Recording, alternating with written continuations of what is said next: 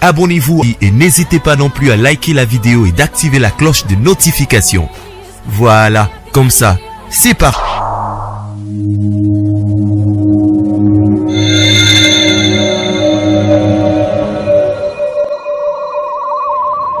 La voix du peuple, oh, la voix du peuple, oh, c'est bien, oh.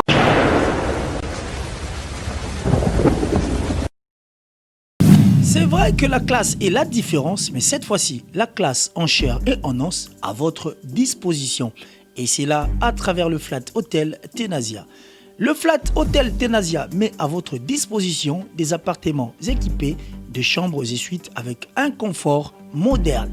Une salle de fête moderne pour toutes sortes de manifestations, anniversaires, fêtes de mariage, réunions et autres. Pour ceux qui adorent la restauration, il y a un restaurant VIP à votre disposition. Un nightclub pour les amoureux de l'ambiance responsable. Un service traiteur de renom. Et pour ceux qui adorent rouler en sécurité et en luxure, le Flat Hotel Tenasia met pour vous une location des véhicules des marques. Le Flat Hotel Tenasia se situe dans la commune de Lingwala sur l'avenue Kalembelembe numéro 256 à 2 minutes de l'avenue Libération ex-24 novembre. Le Flat Hotel Tenasia, la classe, la sécurité, l'assurance.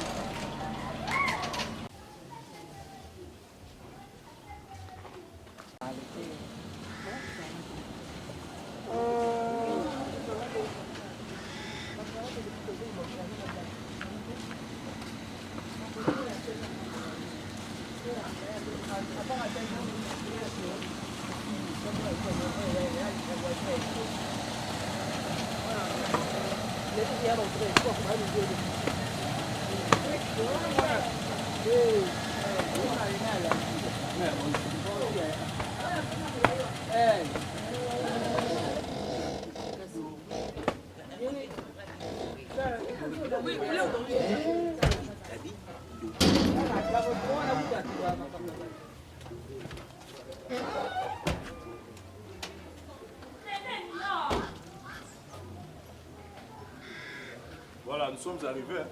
Ouais. Balai à moi. Bazango. Voilà.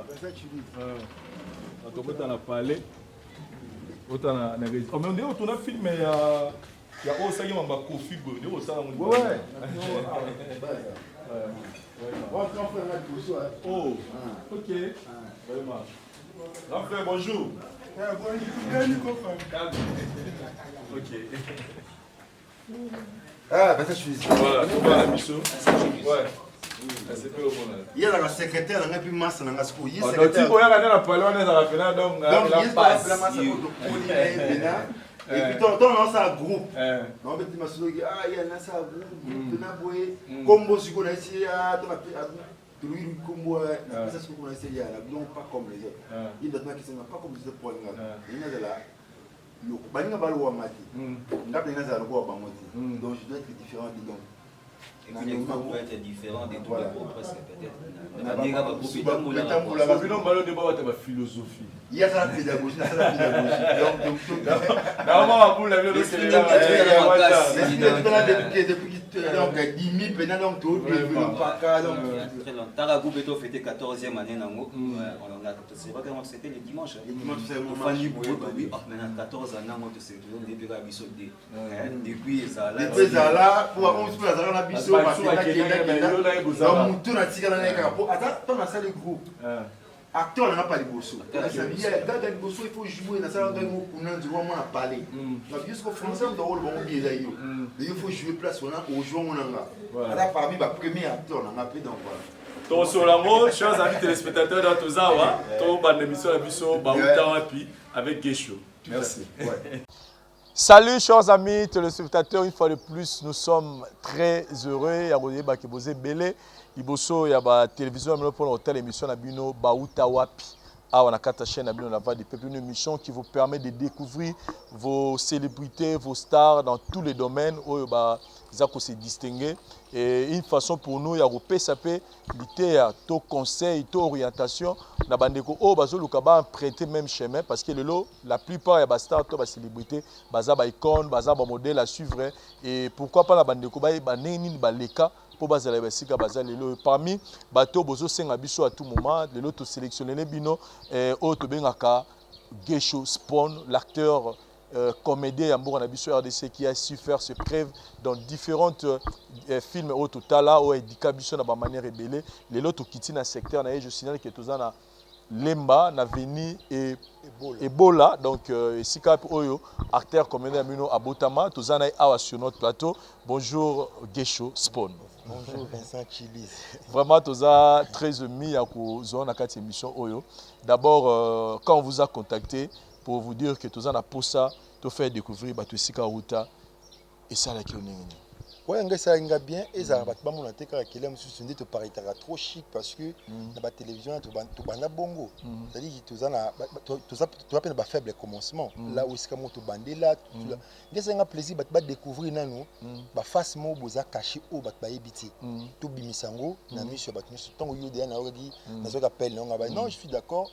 Boya tout partager bon moment ensemble na bino, tout la sens que la public au batala rabiso ba qui est-ce que tu route parce que mon toit yebeska outité c'est difficile pour comprendre bien Nzela Zokende. Très bien. Donc biso quoi tu yebi na eska tu ba faible commencement na biso nandia tu Zokende na eska tu komi tu zo ba oserna revient. Voilà, tous en avenir Ebola et na commune à Lemba. Pourquoi Gesho au préféré qui tu as tout ban émission au awa pile bosso il y a parcelle au. Quoi ça parcelle au pena eska tu vois Ebola ndako to teka. OK. To longo déjà awa il y a longtemps. Teka donc avenir au pena pour nga botamina na bipa. Na bipa ya pika na Lemba mais siko na kolinde na Elila na Ebola pendant to foutela siko za na Elila avenue la biso sim parce que oyo nde pena to vanda a ki parler tango père mobali la mère a kufi de bateki parler puis voilà tout ça comme mobile avenue nanga pena na yango avenue ba mettre bambou Ebola comme na Ebola uta abato kanza comme na mboka oara na simagie bien mais comme avenue. Et cette parcelle c'est là où tout a commencé na carrière na. Exactement.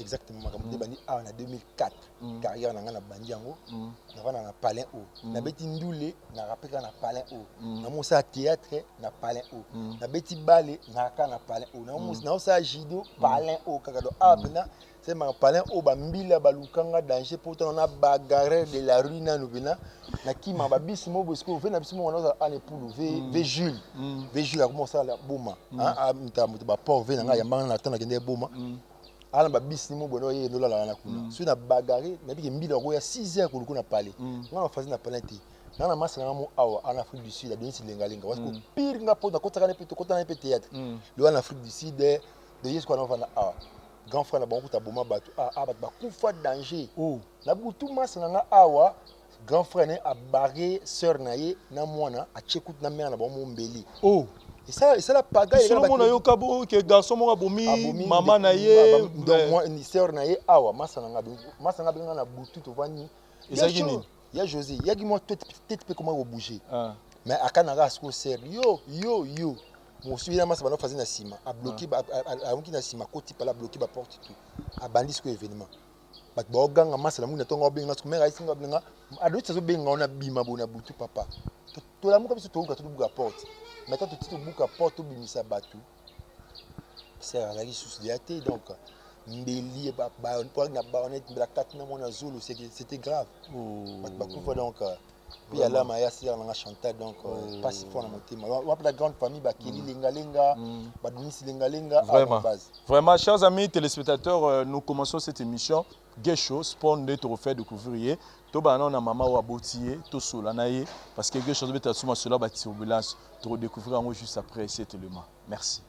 Bautarapi aujourd'hui les autour annoncé bino que c'est votre acteur comédien Gesho Ndazaki choisi et nous avons ce grand honneur de recevoir dans cette émission Moto Asala que le lot tout le monde a Gesho parce que à courir peu aux décisions que a rompre grossesse soana mais elle s'est dit que moi dans l'album n'a pas existé et aujourd'hui à PC Valère na monde ya cinéma na biso, c'est sa mère biologique autozane na plateau awa Gesho. Une fois de plus aussi ma micro, tout solo là on a eu avant de passer ma micro. Question dans liboso na ngina tuna yo. Quand tu vois cette dame à chaque fois la cahier au monde cahier, tu te dis quoi intérieurement? Je dis d'abord merci à Dieu de m'avoir donné cette maman. Parce qu'elle est tout pour moi. Elle a beaucoup fait pour moi. Mon micro. Ah, ça l'a belé pour nous. Elle a beaucoup fait. Donc, c'est des cas ça comme pas possible. Elle est d'abord une très très dame courageuse. Parce que ah ben moi si mobali. Na ba oncle nanga na tante nanga na mikili ayebi. Il est d'abord azala roi likonzi ya famille na ye. Parce que les gens a raconté l'histoire de la famille na baondi ni leka. Mère alek nanga yemelenzi moment boye la vie d'une femme difficile. Bato banyongo mbonga muziki mbonga makili na lembi asengi na mokili na limwa po na boss nzambe talelanga likam. Donc nze moone za leki na okwa yembela donc c'est-à-dire qu'elle s'est décarcassée pour bande connaître balata basa quoi que ce soit et a continué dans ti na biso bana. Mon papa est en vie, mais il a trop pas. N'a pas papa, mais il a pas de pas naïe. Et ça a dit n'a pas qui ming côté kunati ming pas naïe na découvert éducation diffuse di banda kokeno ka bobuki matembele bolamba tout ça. Mobali o aboko mobali wa bokolinga pe ya sona masa ko fa pe papa y aller. Mais na kati ya famille on to naïe pas naïe ba chick nanga na lingende sko chick. Il faut attendre, on a raté diplôme, on a raté diplôme 2 fois d'état. OK. Il y a ça ba crise na place nanga. Ngala mona que je suis intelligent, on repère un bon ndeni. Il y a ça ba crise na place nanga. Ah, je suis ndeni tout là. Et ce narration na monier boy. Des fois j'ai de larmes aussi, on a dit ah, il faut ça en paix. Non mon gars ça comme malade. Hautement malade tout là.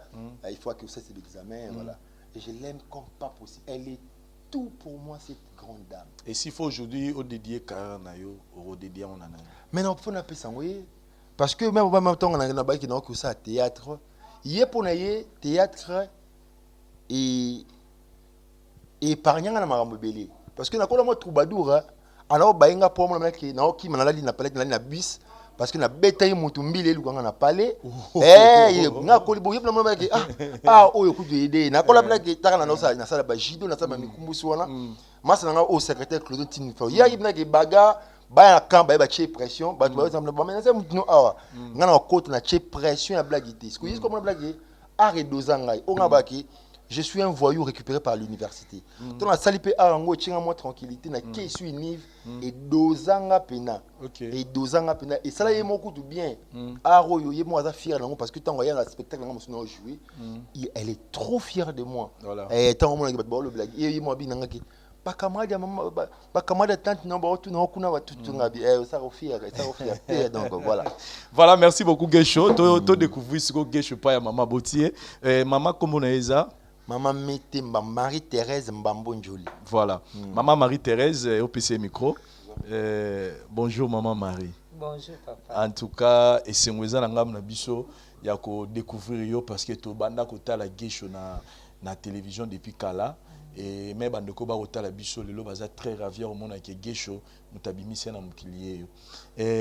Question nga liboso ngina tu na maman oboti Gesho solo na d'abord to bani na on zemi na et puis tina robota maneza lara nini. Merci mingi pour la question wana papa. Gesho na zemi na ta on a comme na zemi na toujours malade. Banda zemi malade jusqu'à zemi comme na 7 mois 8e 9 na botigelo. Tant na botigelo ya tango na gelo oxy 3 mois batindela biso biloko moko na banda ke yaka boto sala diarrhée ndako mobimba gelo azaki bébé alors heureusement diarrhée ezwaki ka yete ezwika biso moko mikolo papa mama batunyo surtout na kati ndako me ezwaki yete po yazaki bébé na kumisa ikanza mais na sepelaka mingi ndenge gelo lelo akomi boye parce que gelo akoma lokola papa na ngai akoma lokola yaya na ngai akoma lokola mwana liboso na famille oboti bango tokoya na ba détail wana oboti ba Gesho na libumu na yo bimisi bango combien na mokili bango bazali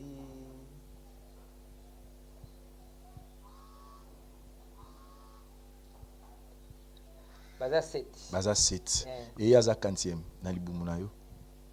Gelo aza 5e. Aza 5e na yo. Et na kokola na ye.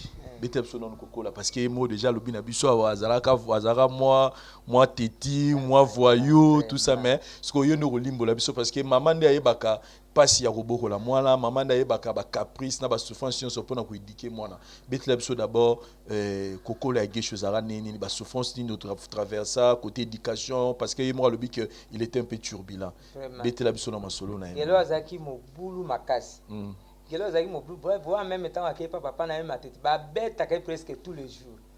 Tant mo so à quelle classe azaki nde mayele.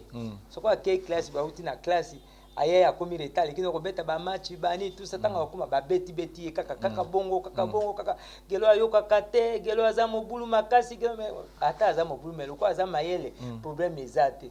Ana bien c'est mon ma ko tanga classe ba gelo mais il y a des fois tant musuba ko pesa ngari rapport à gelo alingi classe ya ko kende classe gelo aza mobulu mosana ebitumba tout ça na carte nzambe na kosuka wapi na mwana wa gelo awa yani kudabi alobaka na ete wana zaka meme na ye bon gelo moye ezate mais na kumisika nza na moni akomosa théâtre pa modelo to yana lisolo théâtre c'est-à-dire gelo akoli loyenge mobulu bitumba mutaba rapport oka bundaki boya salaki boya wana vigelo akoli na bo et wana même au même moment de ça la quand même au kin de classe et loko ya malamu ezaki yango wana c'est-à-dire tant mo bulu azaki mwana zako yokati donc oyo azo sala na ndenge na lingaka sala oye mo la sala bien ko ngana azaki matata parce que ngana nazali ko linga te mwana bima alekanga ite po na ko beta na yebaka te ke oyo aza mukolo ya kolite po ngana kitango so basali mo bulu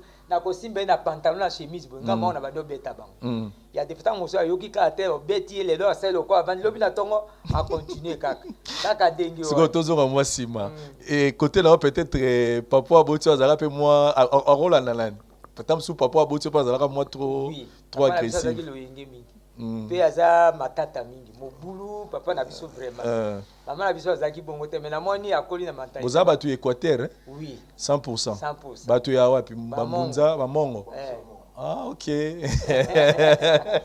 l'esprit mongala la kata dans motamone la yazate siko tanga ko évoluer lisolo ngo ya théâtre banaka ndeni parce que bino boyebi ke mwana malgré lo yenge na ye mais mwana fona en classe lisolo ngo théâtre komela ko mba liboso na mato inengeni parce que tango a raté examen d'état arrêté examen d'état tout à liboso oh to gi même ko sala même crise makasi parce que au moins ni baninga yos ba na bimisumu baninga na ifosi azaki lokwa mercenaire na classe baninga tu bazui mais il y a 8 et pour na pesa baninga ba questionnaire makamoto pourquoi azwa diplôme et salinga passe na sali crise deuxième tour et donc na koki di souté ni nango ezole kabo na moni akomosa théâtre et pas na modèle dana ko yebisa OK moi na komosa théâtre to apona nguneni baninga ba tout ça to mona gelo na epulu kuna saka théâtre pas mwana akomi na théâtre yo mo tango yo kiango otumba lolero kutani na yo zaka ndeni tango apprendre OK moi na komosa théâtre d'abord c'est pelanga nango tous à la sincère na mona peut-être ko doser peut-être pas tant mosusu ko tambola bitumba bani soko sa théâtre ko modelo aza quand même mukolo na ile kwa ya voilà déjà modelo boyebi déjà que ya sala théâtre mwana quartier aza na réputation ya malamu donc tu te dis peut-être akende kuna te pas modelo peut-être a changer parce que mobulu wana ekosila étant na moni akomi pas modelo ba fiston ba nini tout ça ba bombeze oui na bibo biso to banda ki peut-être na biba ba yo kwa baza ba ya na e peut-être gelo akoleka bango te mais na moni ça va moko na moni ka c'était 15 heures OK des classes kana c'est mon pas ça l'examen d'état à kozwa na 15 heures na moni ka yimoko mama na zu to bando c'était donc pendant que bando ça théâtre OK ne peut pas classe ça c'est fort sikoyo ba fêter na bango na ba modelo parce que c'était une joie pour na yo pour makasi na kumisa ikandi kana kumisa kan jambe oza combien boy ozoka yala 53 Batamaye les bazoara pour pourcentage à Mickey examen d'état.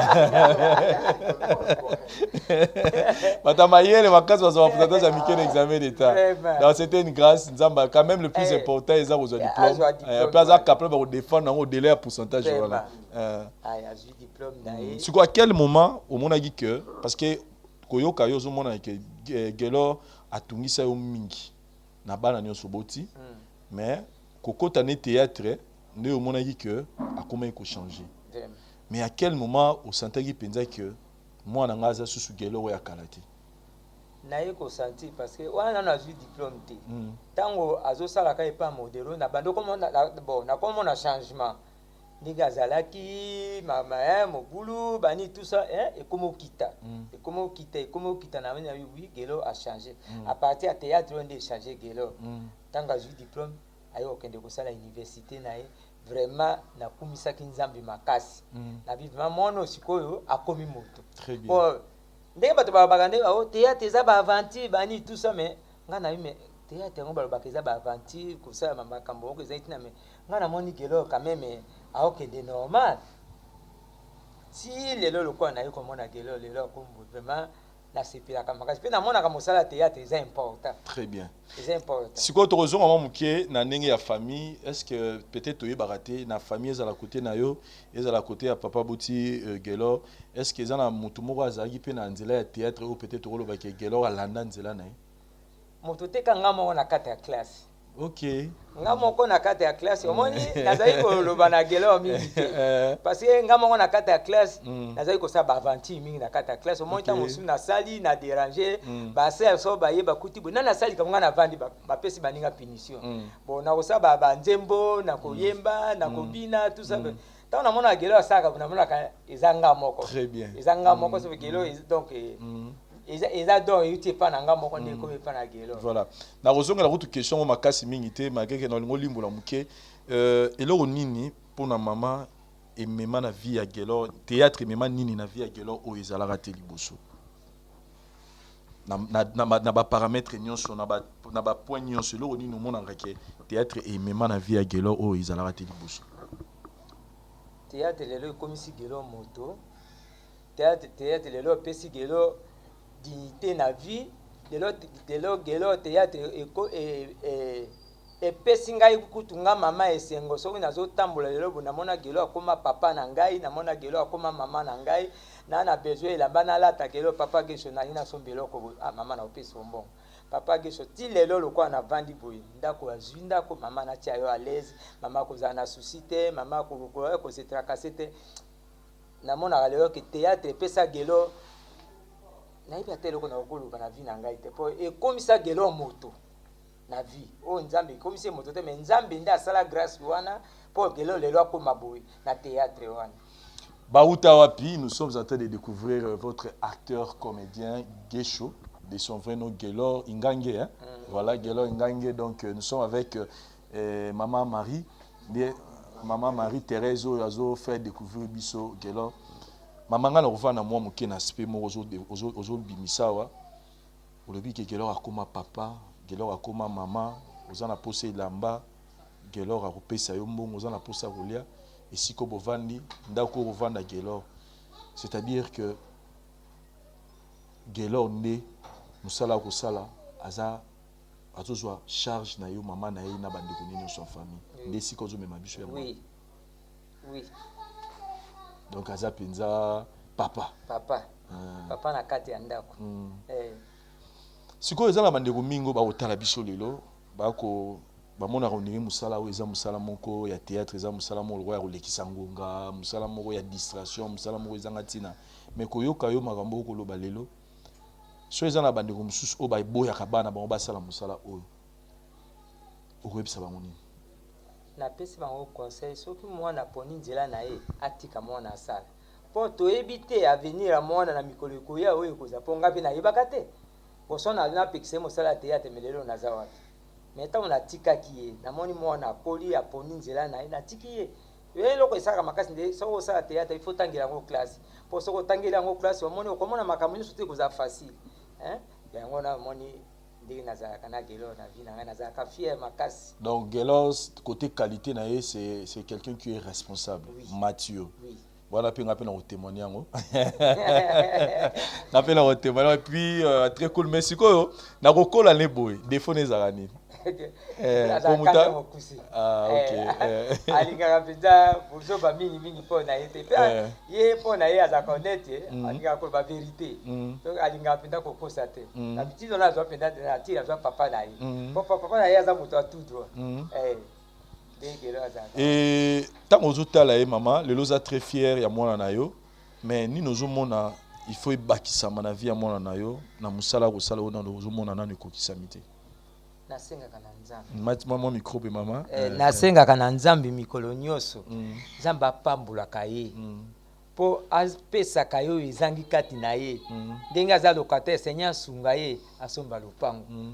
Comme ça azana kimia po lelo atanga na kei na zate na okende tika mulimbo na nga opema na kimia parce que gelo akomi na place na ye moko et puis fa bala normalement na moni to comme opulence na lingi siko ya bala voilà po opulence azala maman a encadrer voilà tozongeli gesho quand tu écoutes comme ça te fait quoi intérieurement koyoka place maman zo chayo na motema na ye na vie na et puis eloko apporta na vie na ye, qu'est-ce que vous vous dites intérieurement?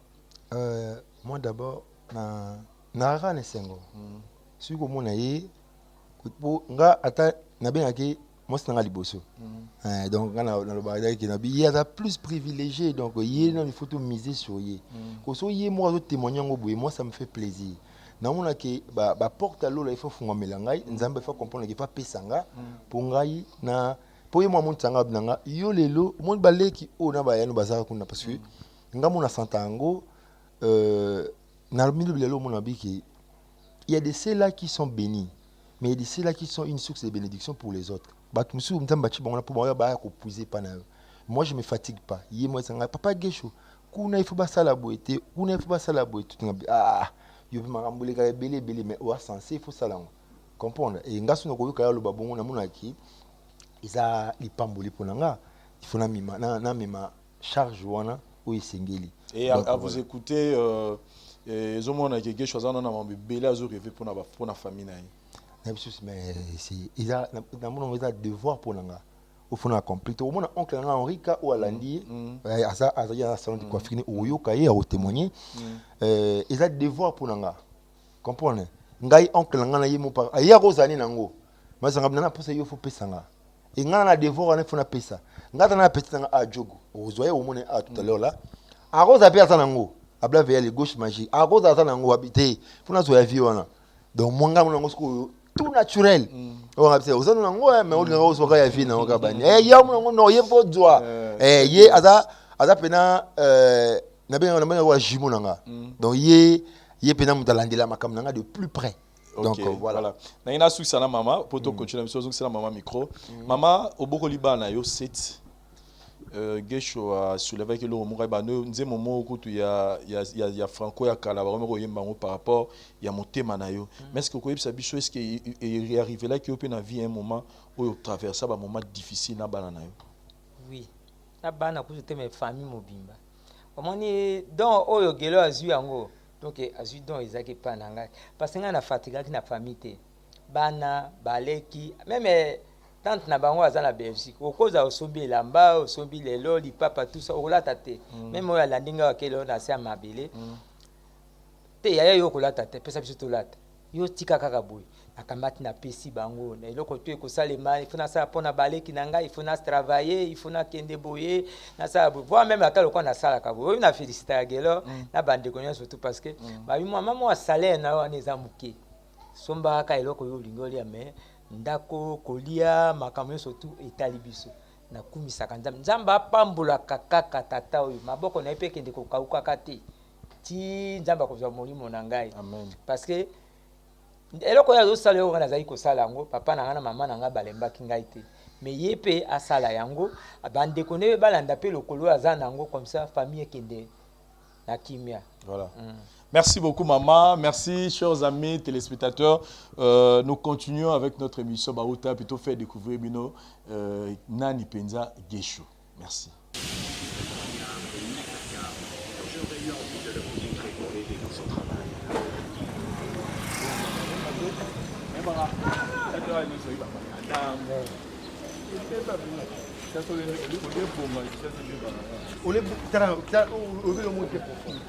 Qui ne le bon mais on peut pas. On a bon manger. Mais il va y aller au comment boy. Tala, ça bon. Bon ni hein, n'est comme un bon gars. Ah OK. Ah voilà bah très. Ah c'est des. Merci beaucoup. Ah c'est là. Chat. Il a aussi la parler donc. Voilà, la photo sur la Libana pour la lumière. Sur la Libana, filmer la scène.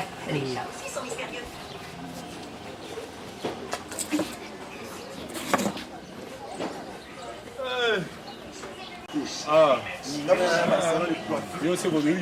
apparemment nous ça la tout ça la tout apparemment. Loulé, dans tout ce qui est art. Oh bah judo. La dessiné en fort. Souvent on a dessiné au niveau de Ténaï. Donc souvent on a dessiné.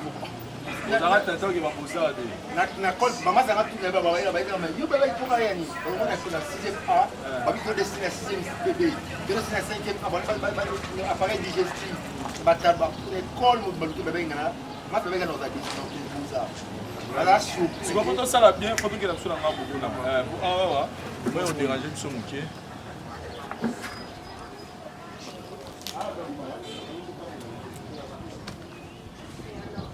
Voilà, chers amis téléspectateurs, toujours avancé avec notre émission Bauta Wapi, avec votre star, acteur Gesho Spawn, toujours faire découvrir Binoye. Gesho, tozawa na papa na katikati na biso, yaza nani na vipe na carrière ya Gesho.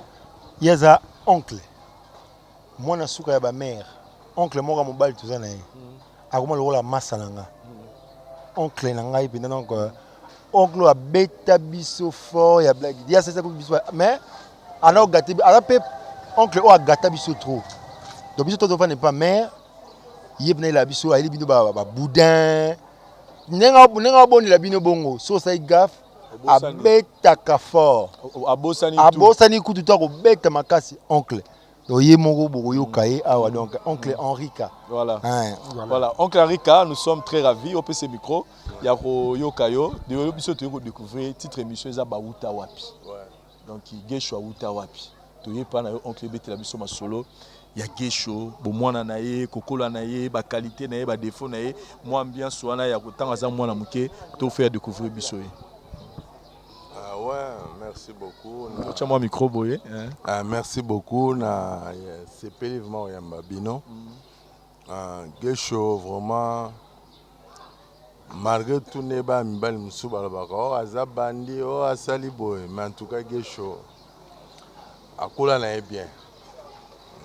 Akoli bien et puis moi na moro et mona na pe kaka ozalaka ndenge azali. Po azali ki na ba badomo ebele le na moni mingi bo mwana na ye nga nazala tambola na ye trop batuku banokanisa ye mwana nga se batuni nga ewa pe na boti na pe mwana nga il était beau, élégant, tout ça et puis bazo banga bozana ba trait donc les appels moi no pe solo. Donc nga azali mwana suka ba mama bango mobali nga moko nga landi oya musicien aza poto musicien donc Banuel. Alors Gesho vraiment du point de vue comportement parce que on nous a révélé que Gesho a coli moi turbulent, Gesho a dit mutabitumba, luyenge, uvanda boyo, akimi, kuna bazoluka bakanga et tout ça banine. Comment vous gérez ça na makamuto bandoko se comporter bon? Bon, on est qui jeunesse kaka, ça on va ça peut pas sport. D'ailleurs il est une fois boye na vaina ndaku. Na tindi finalia na tindi ba kabrio nzete o matsa pousse moi micro kabrio nzete akei abimi aye na avenir aosomba boye. Il y a des fois na vandaki Damas evandi bana mutakenda. Bana mutakenda. Après na ye na kutai na ye azo na moni azo fuya ka veni mobimba. Yo wai kabri. Papa moi ya senga mbona nga kebo. Mutameli la raki. Gesho ze bali solo. Ayebi donc bon mwana bameli là. Il y a des fois qui a moi ça peut ba judo na e ba mobulu ko bunda na ba master ba boy mais en tout cas na mona ye vraiment ça mona moi ça na venir. OK. Ça venir. Et loro nini oyo bozaki plus ko reprocher tant azaki ko kola o bozo no se plan no mingi pa na ye.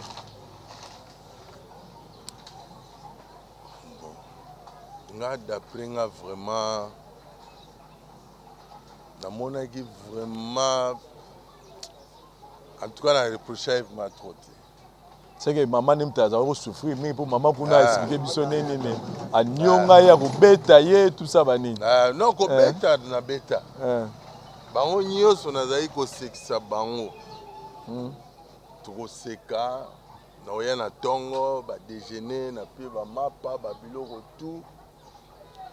Mais so ko sali erreur na tia bango ba genou bango nyoso. Ba genou ou même ça va ba brique ba nini mais na zai comment na quelque part azaki penza na vieux ya ba bandité et ka enfance na ye ne mobulu ezalaka ayo ko taper ba sport na ye ayo saper moment ba musique ba mam na ye siko toye yo étant que oncle tant o yoka ki gesho komi na monde la musique koto a komi na monde la théâtre ko sala moi sincère comment yambaki yango bali bosora kona ko yela kona matoyi que Gesho musicien, Gesho acteur, comédien, ou yamba on est. Bon. Et puis, on a eu la du solon que Gesho a commencé la musique ou au théâtre. Ou apprenant on est. Bon. Nous avons donc vraiment ils appellent biso mona katanda. Hein? Même inga oncle né nazawa, so na bina sekisa mi bosse comme makasi. Et puis na bandero na ye mususu donc tozali na kati ya mwa babiloko wana ebele ntango na yambaki yango namonaki yango gravité donc namonaki yango ke non bon eza normal eza don na ye avancé. Et le temps aux hommes qu'est-ce que tu te dis par rapport à Moussala nae? Ça va? Non, en tout cas ça va. Ça va plus que Aza déjà père responsable. Azo aussi ma famille vraiment. Et puis si qu'a vendu quand même au Moni. Donc Aza pina chez. Donc et là on a ce pelara mingi donc na Rosala il y a des fois président Aza a besoin boy. Na oleka be na otindelo mutu. Oh ya pesinga mbongo. Comment ça la bien. Donc, Kalita Makas n'a retrouvé pas à Gesho, c'est quelqu'un qui sait partager. Social. Asa social, voilà les termes. Social, vraiment, la famille. Toujours compter sur rien. Et ça, on est les lots sur le temps, mais plein de là, toqué quelque part. Au moment où Gesho na TV, bah tu vas au tal, tout le monde le bien, non on a ça on est. Ça là, Fier Makas, puis c'est un star. Donc moi, ma star, bazan à quatre famille belé. Oui, liboso grande sœur, oui, mana ok jazz. Ça la biso fierté. Oh, vous avez quand c'est la maman malo jazz, non voilà. Maman lekina grande sœur. Daniel. Nakosamba samba pamba te. Oh, mobali na yala ndaki ngai na salon, asekisi ngai ngape na sekisi ye. Tokabwani au grand maman lekino. Oh, nanga ki kopesa yo adresse. Oh. Oh, ala mikili. Ah, mère na lele mabe. Na bi ka hotela biso. Ça regrette mignon. En tout cas, mère la lungana yeba bezaka nana yemba ayemba pona en tout cas la mona été. En tout cas prochainement soyez na kini pena benganga tout ça émission na yo ça nga bien. En tout cas place aux eba nga la fanatique na yo donc musique afro na lingana yo ka pe musique na ye. Donc je comprends directement là où l'art et outil na famille. Donc ils ont ya parler. Siko oncle ni nos ozela na vie na yo mona na mesalamité zani siko sincère ils appellent le rôle à conseil au PSAE matza mon micro bon conseil na au PSAE o tozozela et puis on a sentir déjà que avenir eza munene donc aozavement père de famille aussi mbabiso na sentir en déjà na moi ndambo ya zo sala vraiment ils ont se retrouver et puis na boire tout le temps ba coup de chapeau pour naie en tout cas ça garçon moro vraiment effectivement tout ton avec la famille donc ça penza social na bande one mususu na bana ba cousine na bana banani ba tout le baravement en tout cas ça mwana siko na ye pas Gesho récupérer micro s'il vous plaît musala ngo ya bino ya théâtre to yebi que ça musala moro eza pena na mbongo te vous le faites par passion par amour parce que vous aimez faire ça si ce n'était que pour l'argent mais bo sundo là déjà mais siko yango ba kolela yo social ngala yebi théâtre eza ngo na mbongo te ya ba mbongo yo zora peu o sungara o kozwa charge ya famille oncle côté aloba mama kuna loba to comment on mibundela te to doit tout ça la chaîne YouTube na biso et côté la biso moi moké permettre au foot à moi parler donc voilà tu appelles les fanatiques na biso et obalinga siko bien ngo musani musango le roi to ko saka ngo bien to ko ça qu'on a battu musu muto linga opena na motema moko qui ya jouera bien fort donc on va dire bon mutu mobina ya ndeni ni miko to ka ya mikolo bikina bimi te bani ya il faut futa parler à des pêcheurs na ba masanga bele na mikilo lenyona basi le roi mibali donc au balinga kabiso na motema pene ya solo comprendre que étant ba fanatique pena qui na se pela garçon ba rapper en aide na biso mais aussi na ba activité to tia moi côté comprendre que ngala tu na kata na groupe nga na mettre des cérémonies na rose pe copie ya ko animer fête mon gros tout ça tout cela nous permet à ce que tout ça va makamoyo surtout et le pe ozozo le pe il y en a biga qui to singa ntamba sunga biso pour ba besoin ils a belé makasi mais bo jueza na muki so nzambe il faut comprendre que na tche oyo awa po aider bat o mususu comprend même le livre des aïeux et le belé comment place nzambe place au place na po et belé ba ko le pa na ozo kwa sa bénédiction o bat bazo ko pousser pa na donc nzambe faut pas bolaka biso pour makambo za voilà ils ça bien oncle nangina succès là yo au exceptionnellement muke ba souvenir ya Gesho tanga ko les ebelé moi ya bomamba bomwana mais likamoko a pas obeti ya kabri mais likamni nous souvenir moko zalo na mutu ya ye parce que ozabi ayiki muto ozaki na mingi ça dit moi makambo asala ya bomwala ya we sala pe moko sekisa muke ezali to oye bata moko to mibale lisolo oui bon on a ebi mususu matama micro on a ebi bon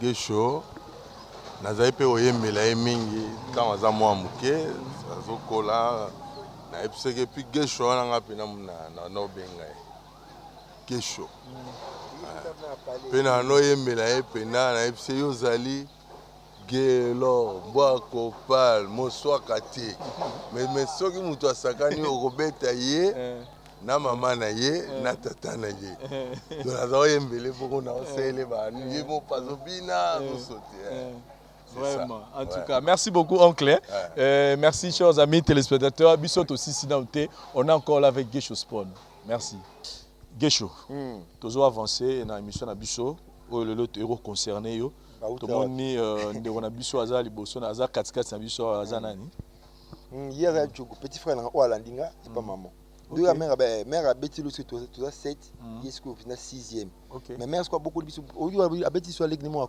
akufana bana nyo surtout donc biso kuti ya différent o a bêti 7 ka ba bana libumune mais ba comment maintenant tout ça tout comme 12 nyo surtout dans 13 coups donc la charge où il y a mère le bando la nyo surtout là ce sont mes frères et sœurs yesco na libuma mère pena o la ninga 5e à blave et yali gauche magique il a bien gauche magique oh après jouer là donc Jogo yo tozo Jogo bonjour en tout cas tous en essayant et puis la moni ba ressemblance c'est ça malgré atiki moi bar mais on sentit que moi ressemblance c'est ça ce que to tonge na moi muke bita so ma façon ya se comporter ça rendre les beaucoup là parce que ningal ulani na sima siki bozaki un peu à tout moment ensemble ngapa tozo années penali trop mamne belé penali so c'est du kambo pour betela ngai ta likambo za boye ngai c'est tout likambo to ke nango boye to ke nango mais On a habité à Poto qui est des grands noms par rapport à la question. À ça peine des défauts ni moi ça. Comportement n'est non né. Comportement est bon. Tant beaucoup là non. Alors c'est comportement. À ça peine comportement est bien. Ça qui me au cause de ça na kanda. Mon aïe a pu se conseiller mon les qui n'ont pas autant boula faut tamboula. Donc ça peine qu'il banda c'est le mot de ce mot du banda pour azana mutumo tumba. Donc mais abota bamba va guérir. Ma yotu ngabe balé, ngabe combattre na kutumba. Ya so bundani kuna ngana wakati na kuna ah kesho bunda kuna kuna mba na puye na bitumbana. Mwa me mpesa conseil. So yito ngatiki yango ngana ko sasko iloko wana.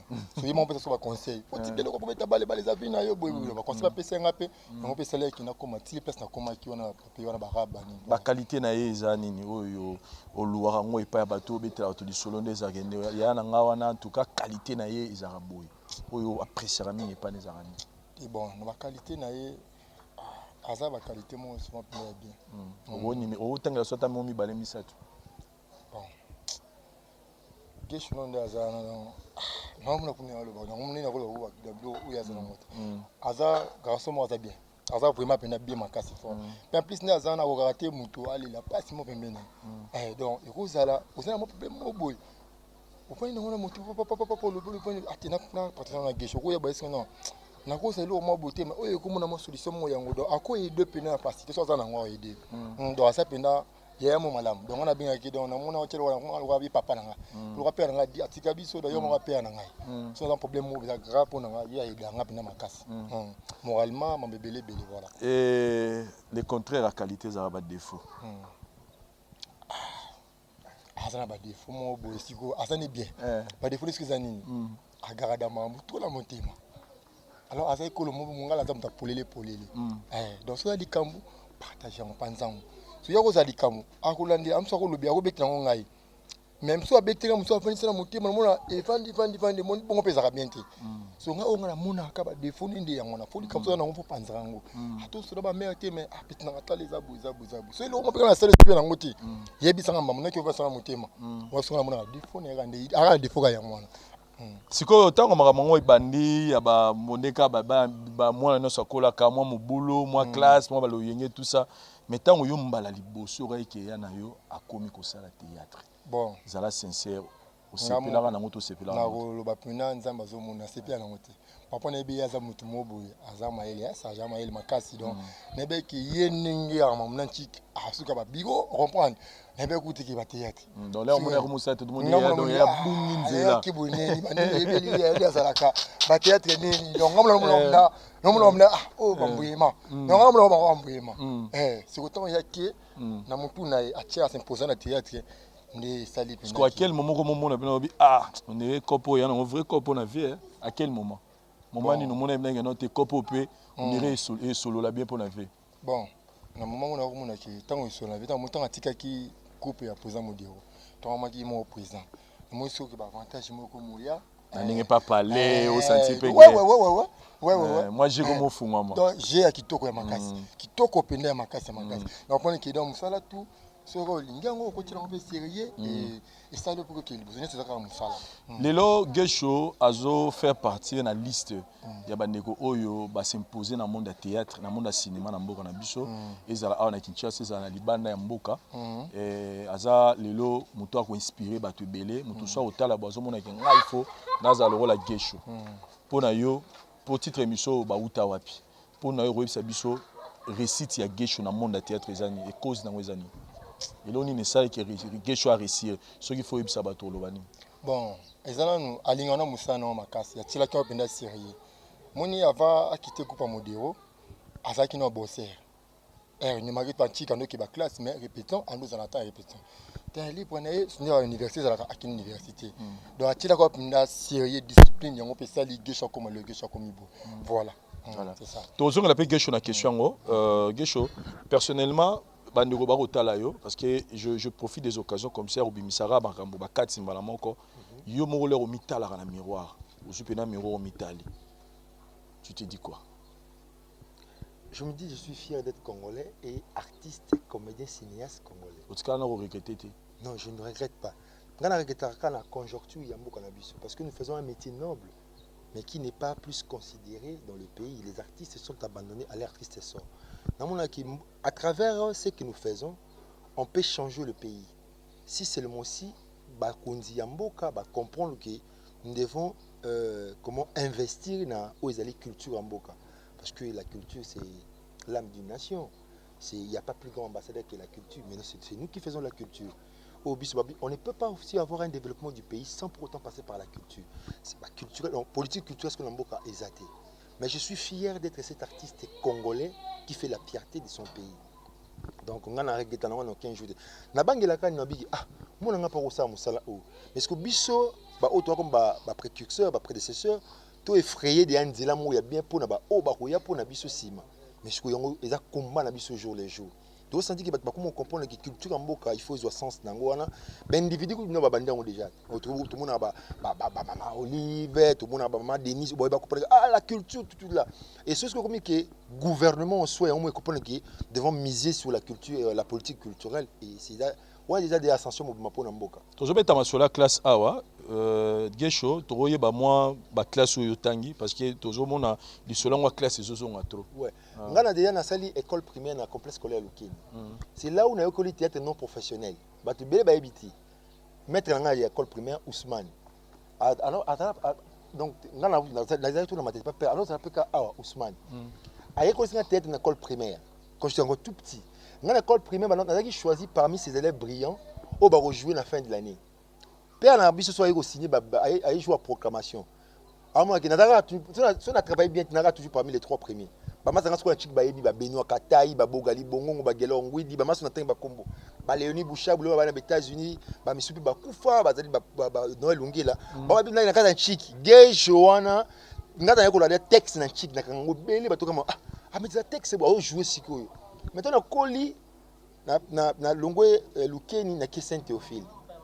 Saint-Théophile, après, on a décroché diplôme dans le complexe scolaire Eden.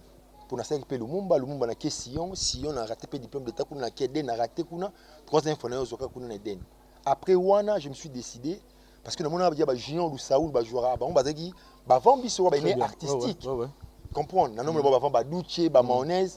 Quand on a joué dans le groupe Modero, il y a Julien Saoulou qui est venu me voir. Parce que Julien est un musicien. Il y a un ndoulé. Il y a un ndoulé. Il y a un combat spawn dans un ndoulé. Il y a un ndoulé dans l'orchestre grand frère. Il y a un écoute à la phase.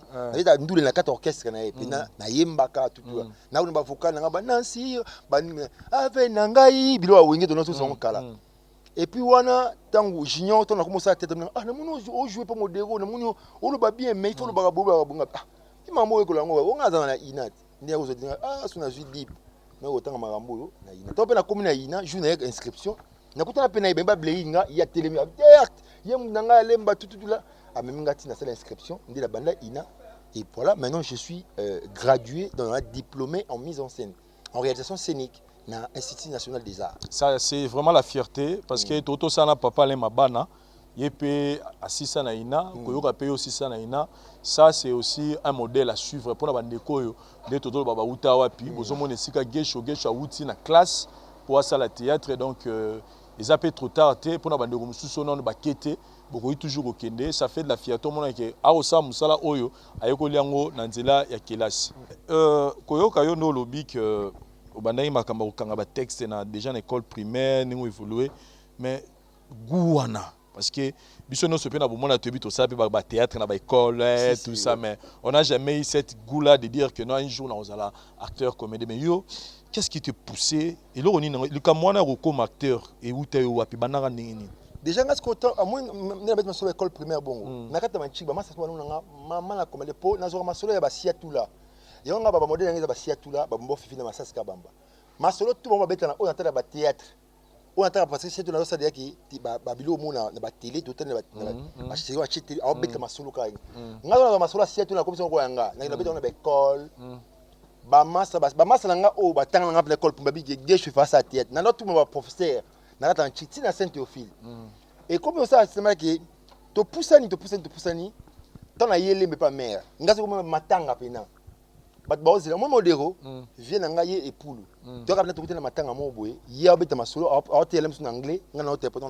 na lingala ya le kuta matanga beta baozi gesho ya bozi ya gesho ya a beta masolo de minuit 15 heures ba keki yanke na yo na ki yanke na nga bat baozi ka matin quand tu as secrétaire Claude Tindoufoula quand on met la bonne Koufi qui m'a très attristé né tu vends ici on a vendu bateau mas aseka butu mobimba pour avoir faire oublier que mère a en fait on a ressenti quatre na yo que musala no yo pena neza osala non forçant côté donc et regarde bon que ton groupe modéo ba longwe pour modéo pas que na à côté pas masebe et pas masebe balongwe parce que groupe ba duche to ba pas ka ba o kabwana Batista ah oui gesho ba balongwe pas modéo yo pe fou yo côté nga ba balongwe nga ba fona yo côté ton non so écoute passer na biso mon mazili les grandes sœurs ba Florence ba Fani c'est le nami qui tous atika ba tige bilo moi non parce que modéo on le ba près non ba balongwe ngalobi na oya abina izanga plaisir fort lobi pe na yi ko banana nyonso tongwana na bandi ya ndio changa na poeta ke petit na quartier bu pièce sika ba chengai na jouer lo ka benga na utana ndule ba chenga so na jouer musicien et ça peut pièce misanga ngwana ina na seso ba cri ya biso dia ba secteur ba chuchuchu tanga ba cri bilo kwana et memanga tie pas Koffi Olomide à l'époque 2005 Koffi atini geba ba bengela pour na boka kaye na yena na ti et pas Koffi Olomide ke pechuana boya na est-ce qu'on a combien de temps na combien pas Koffi pour na maoneza chuki na kuta dia na ba danser ne ba fanatique nanga asinga na ba lelo mabe na donc veut dire na pechu donc danger et ça rend plaisir moko mutatina na boka ile ba Koffi modo nanga boka ye parce que modo na so la bien na BBC OK nami gabinanga kuna bale batala biso fort donc il faut boire kaye na boire kaye nzo na biso na pecho na boya na ba memanga sko kuna pas masama ça na tropicana ba sika na vete Didier Paul Kayo pas mon pao na kina ti pas Koffi donc et ba meilleur souvenir pour un grand musicien de notre pays Koffi Olomide a bengisi yo ti pas na c'est ma première fois na côté pas na très bien donc ils ont fierté pour na na ndenge mokete voilà donc il le gongo ezali les apena donc voilà donc c'est là frère na biso micro en direct à télévision conseil ni no pesaye na o etali musala na zo sala théâtre bon conseil no pesaye matama micro conseil no pesaye zaka ki akundi toujours na série ya musala o azo sala akoba nango toujours pe acha nzambe liboso ya musala na donc conseil on a copié sera yango wana eta via on a makasi we via basabulia tu passes là. OK. Moi aussi, il y a mon gros. Au moins, si vous jouez à théâtre, mais on a vu que notre automatique, il y a un Zulema, Afrika Misanzala. Il y a Afrika Misanzala. Donc, on a Afrika Misanzala. Donc, je n'ai pas bâti cette bourse, on a été bâti. Ça, on a Florence Bafoni, ça, on a mis Kili. On a pris la serre, on a pris le palais, on a dit qu'on a pris petit. Il y a pas ce qu'on a le petit, on a pris le boulot. Parce que je sais pas ce que tu as dit, soit c'est mon boulot, Bafoni, on fait des punitions. Donc, il y a mon gros aussi. Moi, c'est un vivi Bassabouli. Moi, c'est mon gros aussi. Donc, il y a une question qui est pour aller à la petite cola. Voilà. Mathieu n'a quitté ton cause. Mathieu soit dans des choses. Voilà, Gesho, toujours avancé, Toyawa, na avant tout le monde nous représenter Bisso, le pan Oyo, qu'est-ce que ça représente pour vous? Mais na batutu bazawa, tout le monde au même Bisso peut mener na serre na Bisso do laver ba sapatu nae, ya zanani. Micro, Vivi Bassabouli là. Donc serre penait à parler. Ba serre ba mon le pokangami wa pango. Donc to rendre le pango. Ba o ba mo sur to kola. Na grande serre na za na mikili. Florence Bafoni ça. Après nous zake kuna na dame na ngati me ana dame. Po serre bo ana na lia maebo a. Na lia maebo tim ta lesa ngo o kilebu. Ya Florence Bafoni ça le za na mikili. O petite serre na Vivi Bassabouli là. Yebe mtakana mukuse po ya gaza ape batu fort. Pour moi si y avait na ngaya benanga scopo ngana je perds na matete. Ko mobali na ye aza grand frère aza masanga bedes lifenya. Donc oncle moi parler. Donc ba ye bani de apna kuna parler ce qu'on a écouté na esco ngana kutana na bitu masoba papa mo pasula ba dono Fuji. Donc Jonaye vient na biso. Donc yesko serre pena ya palin Vivi Bassabouli là. Donc yé ba question musu ko tuni le passer nganda. Serre Vivi au katara moi ronika ketch mukie kaka. Ah OK. Serre Vivi le lot euro de ça la émission il y a Kesho, to besika uta. Ya moni to kititi esika oya rovanda bino bolo to luka pena bino. Lisolo ya Gesho ya robete ya témoignage de rosala ye comportement na ye zaleli na ye avant balongwa awa na quartier awa loko se comporter nini. En tout cas Gesho nakoki koloba mabeto malamu na ye. Gesho aza mwana moto vandani na quartier bien. Amona montre respect na batu. Ayebake o aza leki, o aza yaya, o aza mama, o aza papa. En tout cas yebi. Ayebi vana na ban, ayebi ko vana vraiment na biso malamu. Aza mwana montre respect, mais eloko ezapa na ya silikane noki. Ye penanda silikano ki. So pe opese kanda. Et puis sera siliki bitumba malamu. So siliki maman mbatela nzoto.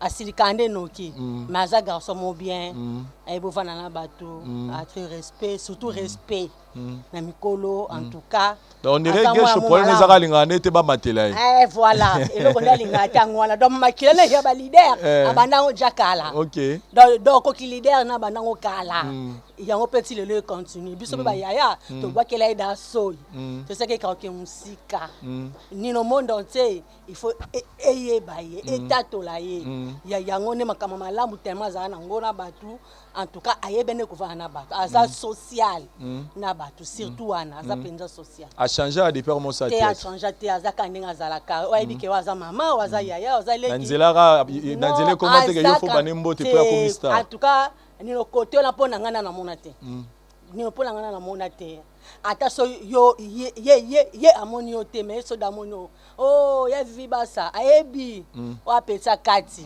do ya bana matete ti balemba aye mwana mukie to koli otanga na sainte yo do mwana mukie do to yebi bien voilà et mamonda ba théâtre na tout cas to yebi bien théâtre na misu na bino bo mona ninga zo banda ngo na misu na biso abandi yo tango abanda ki yango okaki ke Gesho pena musa na groupe a modero zala sincère yamba ngo neni na ningo yamba ngo bien peut to mona ke wana vie na quartier a ko encadrer bien en tout cas peut to sepela nango donc modero pena na bino no so donc famille penza vile biso quartier bango ba Batista bango nyonso batupa ki donc batapa ya pale bango tout Palais. Bata palais nde to eba bango ba monesti ne baye bambuta masebe wana tia bandi bana ba modero ba so sangani biso no so to mona ba onde ba okende siko ilo nini oyo zo reprocher mikolo na ninga osela musana ya théâtre ilo nyo zo sepela na ngote pa ne mikolo oyo zo sepela améliorer eloko o ngana osepela na ngote pa Gesho en tout cas ba théâtre ne mikolo na otala ngote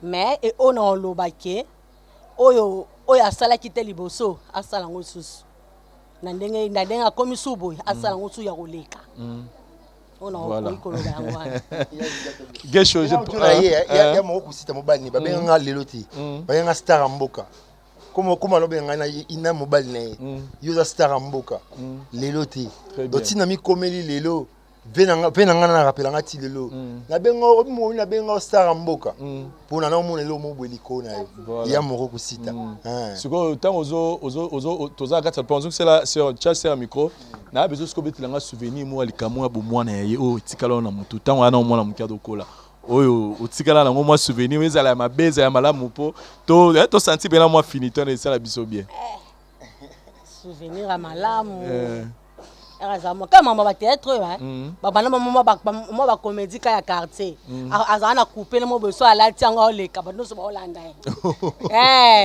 ba no so ba olanda Gesho do wana ezala ngona nega ya coupa oleka na meso aleki moi ba tuka ba olanda so bi mo no fa kenega ba théâtre po ke musika yango pe akotiango vraiment moi ba souvenir à biezali voilà merci beaucoup Gesho coupa ça va couler ni yaki bleu boy so la tiango boy do ba di ba comédie na ba benga nega po musi to fandi boy il faut na lo betana masola lokuta pour na kana sexa bato na ndio créer masomo lokuta sexa bato masa mo aleki awa nason mama na matanga wote masola lokuta belé yo da ko zo relève nanga tonga na komisi na mo TV mo sonya ne koti na motika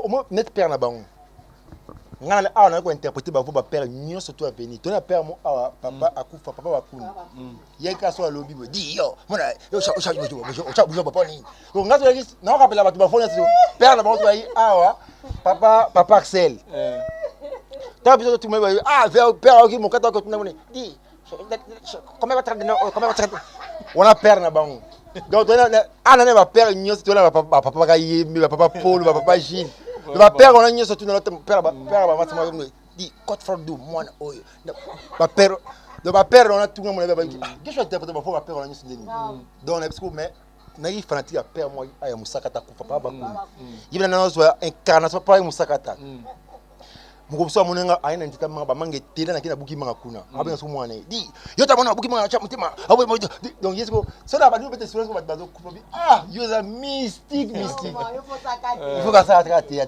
depuis na quartier na va interpréter ba ba père donc voilà il fait maman comme bonde voilà en tout cas ils ça la bien to merci beaucoup pour notre temps PC biso oza msala la yo biso na Gesho to continuer l'émission na biso merci toujours avancer na émission na biso Gesho naza nase ya nzete ya lidame ezo lobela nini na carrière na yo tango ovanda ozofana na nase ya nzete ona mito non ezo lobela belé mutalo na micro comme on maître Chando mutalo na nzete comme on maître Chando vina azali donc alongo quoi comment foutre là chez bon OK moi ce qu'on foutre dans la salongo maître Chando et scrabler alongo na boula scrabler ce scrabler peut-être bandi on dit biso to bandi yango que tu crées des choses sur Scrabble le monde ba jama ko venture pour on a fait nanga ba jama ko venture ba pas tout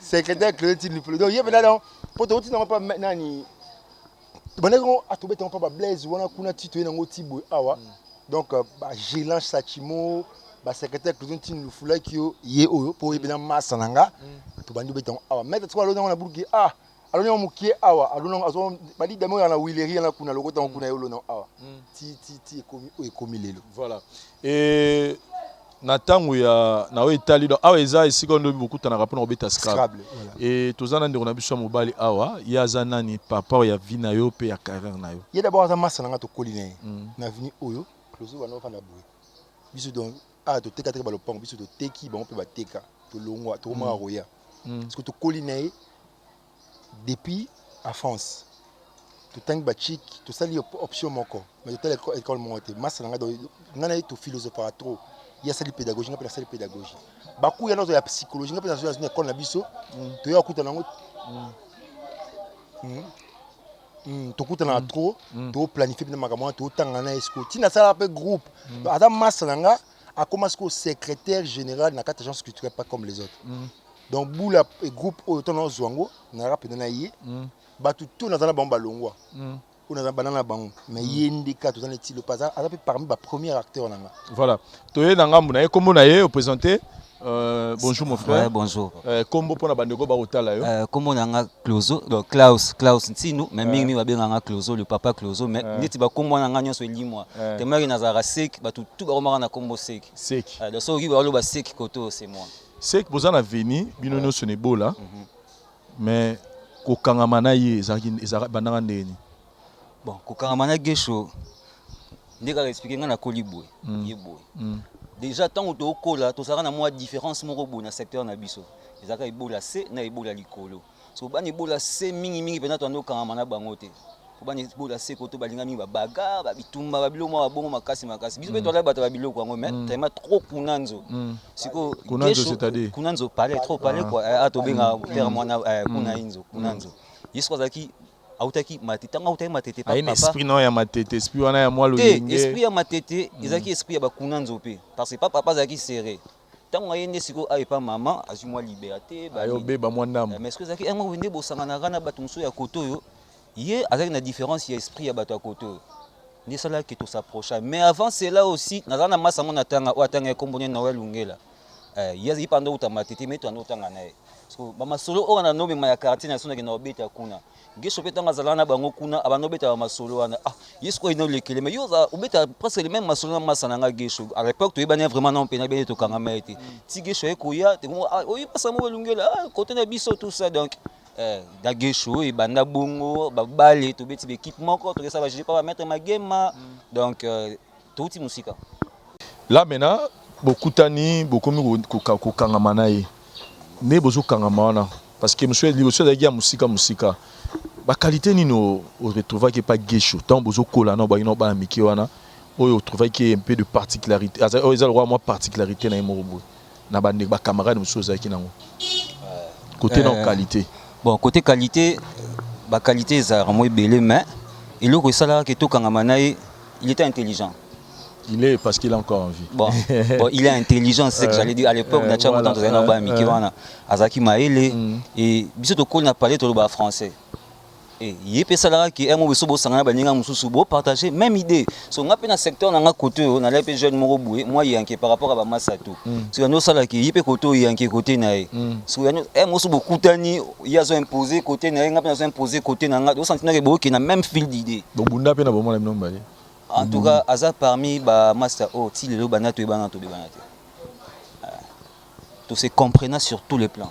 Mais ce que pendant que tant au cours la bazo mon est agressif, va demander mutabitumba, mutalo yenge des fois maman. Ce que lo nini yo ba no mona que parce que lobi yo na botikala ko bebanate. Mais ce que mais bande ko mususu sai ko bebana bitumba mona kuta kimi pala fala na karo pazo banga ba boyo kangai. Mais ce que neni yo ba no salo comprendre que beaucoup mana ba niveau wana te ya kosima na nzoto. Ah bon, en tout cas, mon petit Léon est battu. Je me suis dit que moyen à car. Donc, il y a un bonnet. Ah, mais pour toi, nous travaillons mon mimo une de nos concerts, Gloria Boïka. Tout le monde est arabé à Masolo, na biso, mi balé. Tout fan dit tout à l'heure, il c'est qui n'est mais mais faut tout ça fort jour sous to bébana. Tout ça non fort jour sous to meri pour bébana, mo clipé monique, ngana to bébani. Pour yara so ilikamu, eza et pas mutu boy. Soit sera au fond de paneta au fond de panangai. Ce que ça peut-être likamu na ngai. Oui, au fond des panaïs, dégagé carrément. Mais des fois, on dérange peut-être mis à Bukangama à tout moment. Au Rabia Bundaki, ça c'était pas à tout moment. C'est à tout moment. Il y a des gens qui écoutent des alaki. Bien boké bossa maramano bo bebani kuna bo bundi et mususu bo kimi. Il soit qui il y a un dollar gagné des fêtes c'était quoi? Au ba bete bino place mo boité. Il faut qu'il bunda. Parce qu'au moins tellement quand les moto gachi pétro na makambo belé. Au moins après makambo ando la taille. À plusieurs reprises nga de la menace ba tebele ba kanjo mususu na telemina batu ara na couloir na biso ba jeune moi akamba ya 4 ba menace ngai tout ça et parmi aussi ces jeunes là il y a Ezaki na robenga ndeni dans neveu na mo robo Zidane quoi alembinga d'aller chef ando konza bango parce que tellement qui batu koto pe wande ko bangai dans aki le seul ando bangai était au président ando kokate donc il venait ande pena ko ya ko intervenir tout ça donc mabe défaut na ezarani défaut na yo za mista na yo défaut beta suma solo ne pena 4 défaut na ezarani défaut na il est direct trop direct ce qui au sali mabe akenda no mba moko ako cracher le ako disjoncter peu mais na simanango se ressaisir bien à moi peut-être mais aza kanda mo bakanda mo boye oh donc yemo abenga ngamuta kanda mais ngamona mona ya lekinga kanda pour yesoka abanyo silika abanyo loba na maloba mususu yo kangote donc on est likukuma mo malobeza été mais muto loba na yo il est comme ça lelo Gesho a réussir na Moussala na o alingaka mingi il le fait par amour mais s'il faut aux 8 ans on va naïe au moni nenga bandi carrière na ya théâtre ti azao azali lo pour le auteur au chaba caméra et lo nini pour na mona ke za cause o ça que lelo a réussir na domaine na théâtre. D'abord premièrement il les mérite mais c'est parce qu'aussi à linga ki lo ka bandi ko sala ami pesi na yango et lo nyonso baba na vie soki aux yeux yango comme métier nayo et tambola bien et Gesho yemoro alobango et puis nande to kola na nga tika na ngomona te placer à saline cop mo bine ba biso ba cop mususu passer ngani na bina na technicien na domaine informatique mais école nga pelika mususu boy na saline ti ya sanga théâtre mais yesiko yé théâtre do ye ko ele cop mususu ya fandi na théâtre na fandi na ngo type lelo eza monter pour na ebo donc alingaka musala na makasi yango sala ki azala wazalelo et nazongi na Gesho muke lisolo rocambole parce que koyoka na komona rocambole na santare ke ezelo moko moi philosophie za trop na kati comment na rocambole le uta non et uta na roman nous on a roman mo comment pasteur donc patron du terrail natan on en chic roman c'est la rage de na ba 60 dans les 60 cas là c'est ça la rage et ça la succès makas na France il y a plusieurs personnes qui l'ont adapté je dois c'est roman je peux l'adapter à ma manière à la manière quinoise na ko vanda ton a créé chaîne au bino boidanga mingi na be français le mot il y a défi comment sont la bête na kati ya il y a Rocambole. Et où tu as dans le secteur haut. Inspiration dans le secteur haut. Il y a un peu tourner un peu dans le secteur. Il y a un tourner dans le secteur. Pour garder. Tu vas faire Mampala. Donc, bah, fait mon. Mampala, c'est-à-dire. Il y a Mampala. Donc, au moins, le tour, comme ça, on l'a à l'obilo. Nous sommes liés, il y a un cas qu'on appelle Mampala. Comme on a fait dans l'avenue, il y a Mampala. Il fait bon. Mais il y a un so de damas ala lek ne mo bolobilo so le damas abini yesu ko taba bon tika bilobilo tika biloba loba donc elenga bilo ko mo lobiso trop siko batba ba lobilo trop habité o esa eswera ko mo lek ne na ba personne pays mo ya mampala donc so ça o lo batrouble o ki ya mampala donc voilà donc viona mamna sa bosu na scène bosu ko kambol o tina Thompson o tina badi koto kuna oye ya chika ki vie mais na so pa ya mampala. Donc violent inspiration n'est pas violent trop ba faire secteur trop donc au moins secteur mission ko ba faire ko ba avenue ba faire kasi yondo avant l'avenue comprendre la famille tout le famille qui ba mettre bambou ebola mettre bambou net elle ba comédie mo sauf on est on a mettre bambou ebola ako ko ba no inspirer le otilobi abani ko sekisa ba no vendre comme mais violent nini comprendre. Voilà, merci beaucoup PCA Micro. Aux amoutons aux aranais mingi, au passaranais ba moment trop et l'on a amitié côté dans le domaine professionnel. Qu'est-ce que tu aimerais comme on a l'élo n'a pas un camarade na yo Gesho aux hommes on a une salamité na carrière na y a théâtre. Mon plus grand souhait d'abord et ça l'a bien dans un master il y a un des artistes il y a Mboka Nabiso ou Azom Mata et souhait n'angeza azala likolo ya batunyoso. C'est ça mon plus grand souhait. Pour déjà c'est ma fierté. PCA conseil. PCA conseil. Zasko sincère na marambo yo yebi ya PCA conseil. D'abord na lobana uzara souci nanga. Pour nazala na yebi makambu na ye. Gesho il est azam tuma ligne excellence. Mais excellence na wana siko o ngana mona lelo boye pa na ye masananga. Azani na monde wana ya théâtre ya art dramatique lelo mais azo bimango moi trop azo kenepe moi trop na politique on a osenga na ye lelo ouvertement comme ça à limbisano banzela musu pour banzela o alandaka na au moni le président dynamique au moni le président boye président conseil président boye ezo kitisa moi art pour ngam na kambara bana yaza wa papa ngana maman mingi na ndako bana baya kolela pa maman ta tozo tourner mais ce que mona muta osala ka pesa mbonga biloko poto lamba na ndako eza papa mais papa o mona za tanto boya biso mona ndako biso tokoza tokeleli ya mususu $50 poto lamba mais moi $50 na ya bimiso ngo mususu na makambo oyo eza bénéfique pour na batunya pour déjà ndako oya ye tango asali kambo eza bénéfique oui bien sûr pour na ye et puis asanga na souci bana na mais ça batu mususu asali likambo boye oyo senga bato nyonso baza l'ensemble pour basala likambo ngo momona siyeka aromi pesa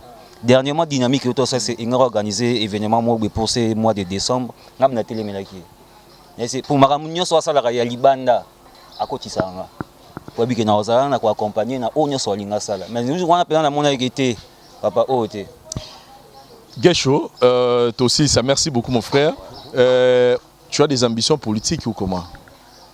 Pas forcément politique, bon, même si nous ne voulons pas... Parce que on se souvient, tu as eu des mois conflit Moukena, bourgmestre, comment ça s'est passé, mais bonne nouvelle, les gens qui ont vraiment pire, bon, relation sous ce bandara, bon, on a il y a eu rapport de force, ça lit bien, mais on s'est dit, c'est comme si Gesho, la politique l'intéresse, que l'OBP Toromonayo, c'est on te retrouve depuis. Ça ne me tente pas forcément, mais le grand souci pour moi est là, même si on ne veut pas s'occuper de la politique va s'occuper de nous.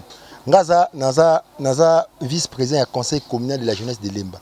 Je suis conseiller du bourgmestre en matière et à jeunesse. Donc nous sommes là, notre but est d'encadrer et d'orienter et de coordonner toutes les activités et à jeunesse et à Lemba. Et responsabilité haute et ils ont même faire la politique. C'est pas le grand souhait de faire la politique. Moi je reste là parce que je ne veux pas cette coloration politique sans tâche étant un artiste.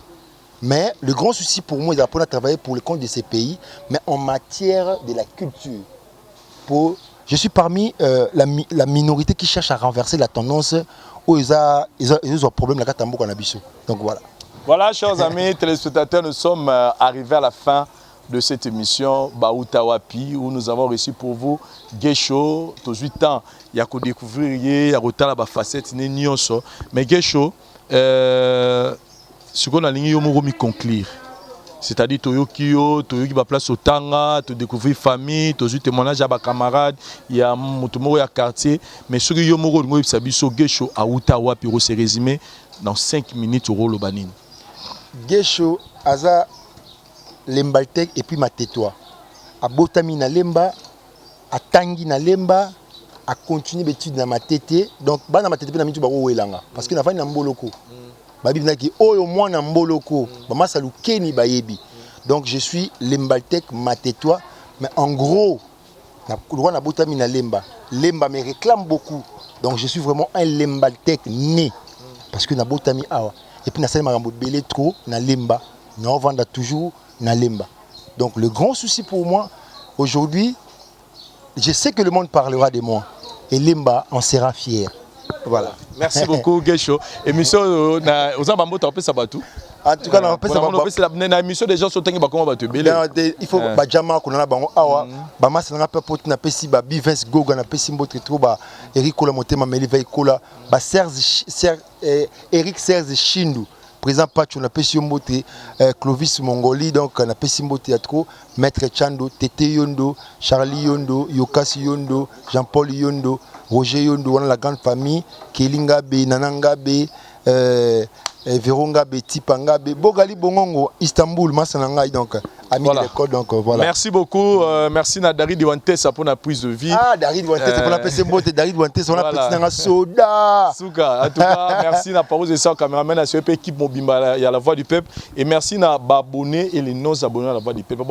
Les non-abonnés, en tout cas, nous vous attendons dans cette grande famille. C'est une manière de soutenir Bisso Poto réalisable nos émissions les Arali Maromi Satou. Yo ne ko tali émission cliquer na aimer émission oyo et puis commenter tika commentaire na yo et ko zangi saté na partager les misala misato biso to sengi bino pour na soutenir biso sinon to monani prochainement na ba différence na biso bo continuer ko tshela biso ba kombo ya bato yo bozan la posa bo découvrir pesika ba utane bo tshela biso ya Gesho tozo zela pe bande mususu to rozala na biso to ba sala no to kita sur le terrain pour que to satisfaire désir na bino sinon mbote na bana lemba tout parce que le lot tozaki na commune na bino mon année prochainement. Bye. Ngai maman Pichu Tonele, naza pharmacienne en formation, nazo œuvre dans le laboratoire CRMTA, où ils allaient centre de recherche et de production de médicaments traditionnels améliorés. Tout tient à disposition de bino ba cosmétique, tout ça l'industrie cosmétique enrichie au collagène, ils ont traité ba tampon, ils ont traité ba rides, ils ont traité ba poche, ils ont traité ba imperfection mingi ya peau. Pour ça, il y a un sérum sous forme de masque. Tous les d'ici crème réparateur.